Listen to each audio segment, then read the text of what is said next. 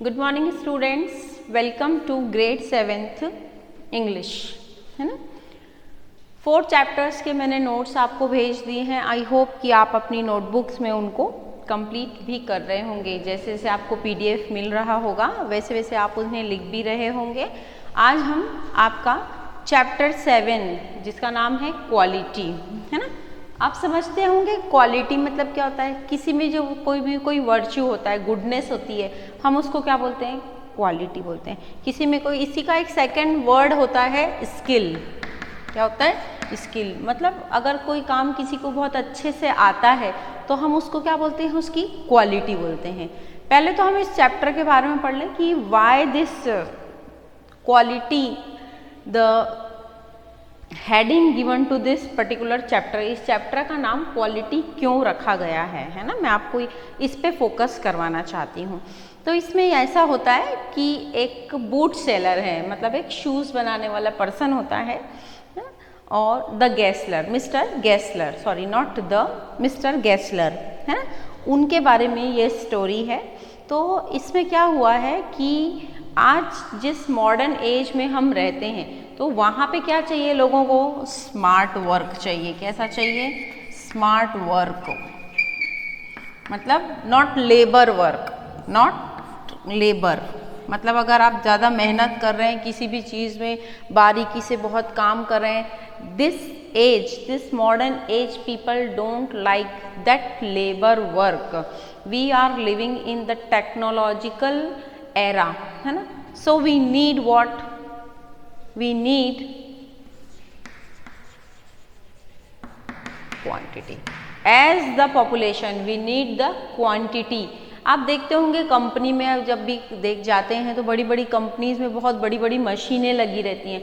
तो वहाँ पे कोई भी चीज़ अगर बनती तो 1 या 2 या 10 या 20 ऐसे नहीं बनती है, हज़ारों की अमाउंट में, मतलब थाउजेंड्स के नंबर्स में कोई भी चीज़ बन करके आउटपुट होता है, बाहर आती है ना। तो जो नंबर होता है मतलब क्वांटिटी, क्या चीज़ आ रही है, क्वांटिटी, मतलब आप कितना वर्क कर सकते हैं, है ना। हम आज की एज में इस चैप्टर में क्वांटिटी पे ज़्यादा फोकस किया गया है एज कंपेयर टू क्वालिटी। मतलब भले इंसान बहुत अच्छा काम कर रहा है लेकिन स्लो कर रहा है या कम कर रहा है, उसकी प्रोडक्टिविटी कम है, तो यहाँ पर उसको इतना इम्पोर्टेंस, वो इतनी सिग्निफिकेंस नहीं है एज कंपेयर टू क्वांटिटी। मतलब यहाँ पे हमारे को ज़्यादा चीज़ें बनी हुई चाहिए, आप देखते होंगे। इसके अलावा मैं आपको दूसरा एग्जाम्पल भी देती हूँ कि कोई एक पर्सन है जो अपने घर पे कुछ बनाता है ना, बहुत सफाई से हर एक चीज़ बना करके देता है, बहुत अच्छे से हाइजीन तरीके से सब कुछ रखता है ना। और वहीं पे, है ना, कोई चीज़ फैक्ट्री में बन करके आ रही है तो लोग उस फैक्ट्री की वो जो फिनिश्ड गुड्स हैं उसको ज़्यादा प्रेफरेंस देते हैं एज कंपेयर टू वो जो कॉटेज में एक छोटे से घर पे कोई इंसान बैठ करके बना रहा है उसके कंपैरिजन में। So this is the theme of the story. यही इसका थीम है कि क्वालिटी और क्वांटिटी दो वर्ड्स हैं, उन दोनों के बीच में कैसा, मतलब जो कंपैरिजन है आज की एज में उसको बताया गया है ना। तो लेट्स स्टार्ट द स्टोरी। ये जो स्टोरी है ये क्वालिटी है ना, तो चलिए पढ़ते हैं। The author know him since his boyhood days. अब ये बॉयहुड क्या होता है, बॉयहुड का मतलब होता है लड़कपन, बॉयहुड। कि आप बच्चों को देखते हैं ना कि जब थोड़े बड़े हो जाते हैं तो मतलब उनको ना तो वो टीन एज में रहते हैं, ना वो ज़्यादा बड़े होते हैं, ना ज़्यादा छोटे होते हैं। मतलब नियर अबाउट 13-14 ईयर्स की एज के जो बच्चे होते हैं वो लड़कपन की एज कहलाती है, मतलब उसको बोलते हैं बॉयहुड, है ना। Mister Gessler was a shoe maker. मतलब मिस्टर गैसलर, यहाँ पे ये जो मिस्टर गैसलर हैं, मिस्टर गैसलर,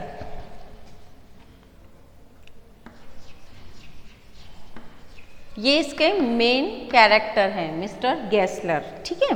तो mister Gessler was a shoe maker, और ये क्या बनाते हैं, he is a shoe maker. Who is he is a shoe maker.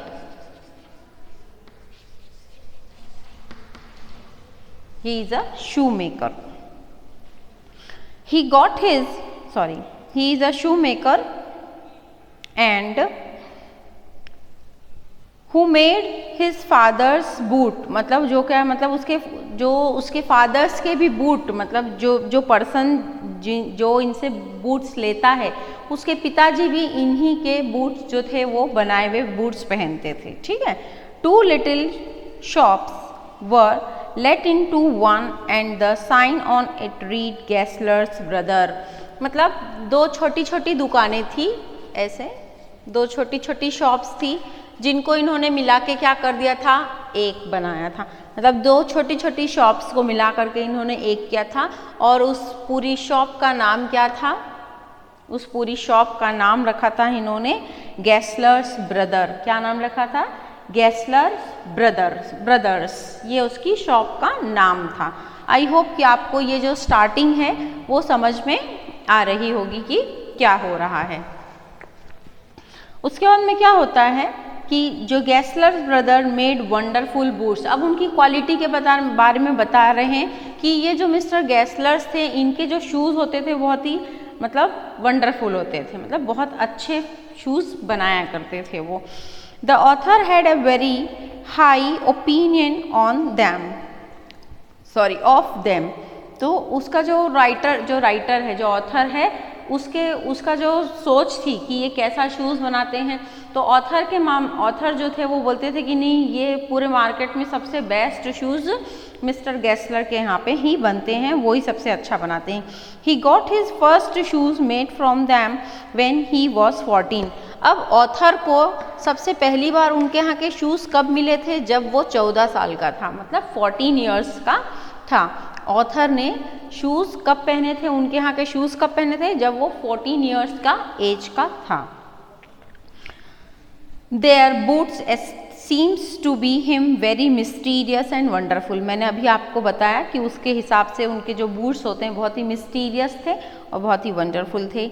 He fully agreed with Mr. Gessler who said that making such boots was an art। और वो mister गैसलर क्या बोलते थे कि जूते बनाना भी एक कला है। क्या है, एक कला है, ठीक है।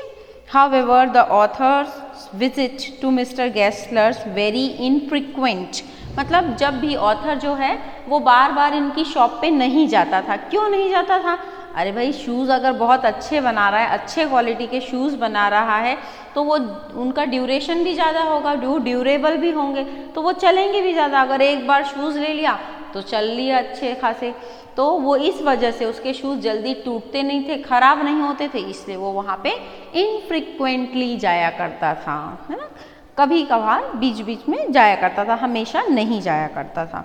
द रीज़न वॉज दैट, अभी मैंने आपको रीज़न बता दिया, दैट लास्टेड वेरी लॉन्ग, मतलब काफ़ी दिनों तक के वो जूते चलते थे। दे नेवर स्टीम टेम्पररी, वो टेम्पररी जूते नहीं होते थे। It seems as it were essence of the boot stitched into them, मतलब उसकी क्वालिटी बता दी उन्होंने वहाँ पे। The 2 Gessler brothers owned the shop, अब वो जो दोनों गैसलर ब्रदर उन्हीं की वो शॉप थी। They did not keep any servant, वो उन्होंने, यहाँ पे 2 ब्रदर्स हैं तो वो कोई भी नौकर नहीं रखते थे, वो खुद ही उस दुकान को संभालते थे। They did all the work themself, वो सारा काम अपनी शॉप का खुद ही किया करते थे। On entering the shop one would find nobody there, मतलब अगर आप एक बार शॉप में जाओगे तो उन 2 के अलावा आपको और कोई नहीं दिखेगा। They did all the work themselves। हाँ, there was a wooden chair on which the customers would sit and wait। वहाँ पे एक वुडन चेयर रखी हुई थी जिसमें लोग पहले जाके बैठते थे, उसके बाद में वो लोग जाकर के उनको शूज़ दिखाते थे जो ब्रदर्स थे उनको, हैं। Then one of the 2 brothers would appear, फिर दोनों में से कोई एक ब्रदर आता उनके पास में। He would show the leather and accept the order, मतलब वो उनको शूज़, लेदर के शूज़ रहते थे वो उनको दिखाता, वो अगर एक्सेप्ट कर लेते थे। The author noted that all the time the 2 brothers look at the leather, they seems to be lost in thinking of the leather and the boots. वो अक्सर अपने उन शूज़ और बूट्स को मतलब उन लेदर को देखा करते थे और बोलते थे कि वो बुक्ड हो जाते थे और फिर बोलते थे कि अब ये इनको ले जाएंगे। तो वो अक्सर ये करते थे, अब ये आए हैं तो ये हमारा लेदर ले करके चले जाएंगे। मतलब वो मतलब एक टाइप से उनका जो वे था कि अब हमारे बनाए हुए जो शूज़ हैं वो हम इस जो कस्टमर है उसको सेल कर दिए हैं। Once the author told mister Gessler that a certain pair of the boots creaked. At first, Mr. Gessler found it difficult to believe. However, when the author insisted, he asked him to send them back. एक बार जो mister Gessler को वो जो narrator है जो story बोल रहा है वो आकर के बोलता है कि आपके जूते जो हैं वो ख़राब हो गए। तो जो मिस्टर गेस्लर होते हैं उनको बिलीव नहीं होता, बोले ऐसा कैसा हो सकता है। तो बोलता है कि तुम चलो एक बार वो शूज़ को ले करके आ जाओ, है ना। तो मंगवा लेता है। He promised either to correct them और to take them off the bill. तो वो क्या बोलता है, या तो मैं तुम्हारे जूते जो हैं उनको करेक्ट कर दूंगा, नहीं तो तुम्हारे जो पैसे हैं वो तुम्हारे को रिटर्न कर दिए जाएंगे। But mister Gessler seemed hurt at the complaint. लेकिन मिस्टर गेस्लर को बहुत बुरा लगता है इस कंप्लेंट के बारे में कि किसी ने उनके जूतों की शिकायत करी, है ना। The author felt sorry for having mentioned it, कि उन्होंने ये बताया। ऑथर को भी अच्छा नहीं लग रहा है कि भाई इतना अच्छा बूट मेकर है, शू मेकर है, तो उसके साथ में ऐसा हुआ। फिर क्या होता है, द स्टोरी इज लॉन्ग ना।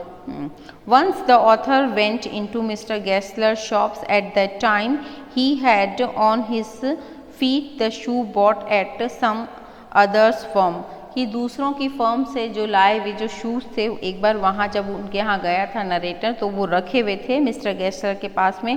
That day mister Gessler behave in a strange manner, और उस दिन जो मिस्टर गेस्लर का जो व्यवहार रहता है, जो उनका मतलब तरीका रहता है वो बहुत ही थोड़ा अजीब सा होता है। He took the order without showing the leather, मतलब लेदर को देखे बिना ही वो ऑर्डर ले लिया करते हैं। उस दिन वो इस टाइप के थोड़े निराश रहते हैं। At last he could not content himself pointing to the author's shoes. उस दिन वो मतलब ऑथर के शूज़ को पॉइंट आउट करके मतलब उसको एक्सेप्ट करके रख लेते हैं। He said those were not his, और क्या बोलते हैं कि नहीं ये वो शूज़ उनके यहाँ के नहीं हैं। He then put his finger on a spot on the shoe, और फिर वो एक दूसरी जगह पे उंगली रख के बताते हैं कि ये उसके यहाँ का शूज़ है, मतलब लेदर की क्वालिटी में डिफरेंस आ रहा है, इसका ये मतलब हुआ। He said that he knew it hurt the author, उन्होंने बोला कि हाँ मुझे पता है कि इससे भी ऑथर को दुख हुआ होगा कि उन्होंने बोल दिया कि नहीं ये शूज़ मेरे यहाँ के नहीं हैं। सो ही वॉज राइट, वो करेक्ट था। Mister Gessler for the first time open his heart before the author, और पहली बार मिस्टर गेस्लर ने राइटर मतलब जो ऑथर है उसके सामने अपना दिल खोल के रखा था, मतलब अपने मन की बात कुछ कही थी। He complaint about those big firms, और वो कंप्लेंट क्या थी कि जो बड़ी बड़ी कंपनीज हैं उनके बारे में मिस्टर गेस्लर जो थे वो क्या कर रहे हैं, कंप्लेन कर रहे हैं। कंप्लेंट्स कर रहे हैं, ठीक है, PLAIN। कंप्लेन करते हैं किसके बारे में, बिग फर्म्स के बारे में, जो बड़ी बड़ी कंपनियां हैं। आज हम यहीं तक के देखेंगे कि अब वो क्या मतलब उन्होंने कंप्लेंट करी, ये मैं आपको इसके नेक्स्ट पार्ट में बताऊंगी। तो अभी तक के हम समराइज कर लेते हैं। मिस्टर गेस्लर जो हैं नरेटर, उनके बारे में अपना एक्सपीरियंस बता रहे हैं कि क्या हो रहा है। मिस्टर गेस्लर एक शू मेकर हैं जिन्होंने दो छोटी छोटी दुकान को पार्ट करके एक पार्ट किया है, उसका नाम दिया है गेस्लर ब्रदर्स, है ना। और वो जो पहली बार उनके यहाँ से शूज़ कब लेता है, जो राइटर रहता है वो 14 ईयर्स की एज में रहता है, और उसके हिसाब से उनके यहाँ के शूज़ सबसे बेस्ट क्वालिटी के शूज़ होते हैं। Till then here keep learning, go through the text कि आगे और क्या होने वाला है, तो आपको भी अच्छा लगेगा। Till then thank you.